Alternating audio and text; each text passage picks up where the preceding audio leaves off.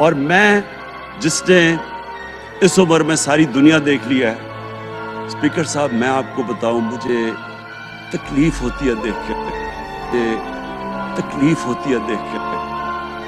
जब मैं ये मगरबी मुल्कों में जाता हूँ, स्कैंडिनेविया में, स्विट्जरलैंड में, आप वहाँ के अखलाकी स्टैंडर्ड्स देखें, उनकी मॉरल स्टैंडिंग्स देखें, शर्म आएगी आपको कि जो हमारे मुल्क में हो रहा है। और ये जो सेनेट का इलेक्शन हुआ है, आपको अफसोस होगा कि हम वो किसकी उम्मत है, हम किसकी उम्मत हैं, किसके नाम पे पाकिस्तान का मतलब क्या, ला इलाहा इल्लल्लाह, उस पे ये हमारा मुल्क बना था।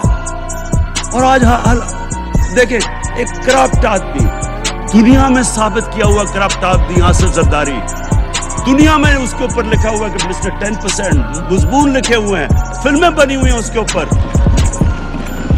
और उस मुल्क में लोग कहें जी एक जरदारी सब पे भारी, क्या कि वो रिश्वत देता है इसलिए सब पे भारी हो गया? क्या ये है हमारा मुल्क?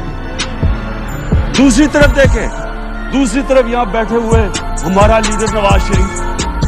और नवाज शरीफ एक डाकू, मुल्क को 30 साल से लूट के मुल्क से बाहर भागा हुआ है, झूठ बोल के बाहर भागा हुआ है। सारे मुल्क के सामने हमें कैबिनेट में हमने 6 घंटे में बताया जी उसको ये भी बीमारी है, उसको ये भी बीमारी है, उसको। अस्सलाम वालेकुम। ये वीडियो आप लोगों ने जो है ना कंप्लीट देख ली होगी, मुझे यकीन है। और जो है ना इस वीडियो से एक ही बात जो है ना ज़ाहिर होती है कि कभी भी जो है ना सच होता है ना, सच के साथ कभी कोई नहीं खड़ा होता। हकीकत से हर बंदा दूर भागता है। सच जो बंदा बोलता है ना उसको नहीं रहने दिया जाता, बस झूठ ही चलता है, हर बंदा झूठ बोलता है।